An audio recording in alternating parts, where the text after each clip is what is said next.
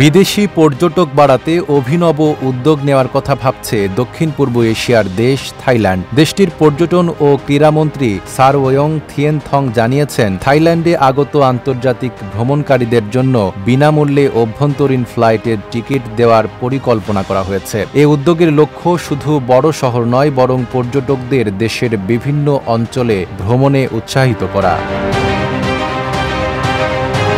Economic টাইমসের এক প্রতিবেদনে বলা হয়, ২০২৫ সালের শেষ নাগাদ অন্তত ২ লাখ পর্যটককে এ কর্মসূচির আওতায় আনার পরিকল্পনা রয়েছে। এজন্য প্রস্তাবিত বাজেট ধরা হয়েছে ৭০০ million Baat.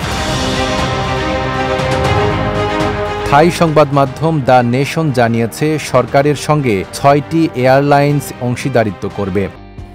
Admission open at Uttara University. এগুলো হলো Thai Air Asia, Bangkok Airways, Nok Air, Thai Airways International, Thai Lion Air ও থাই ভিয়েতজেট। সরকারের পক্ষ থেকে একমুখী টিকিটে সর্বোচ্চ ১,৭৫০ বাথ এবং রিটার্ন টিকিটে ৩,৫০০ বাথ পর্যন্ত ভর্তুকি দেওয়া হবে। নাইম আরাবি, ঢাকা পোস্ট।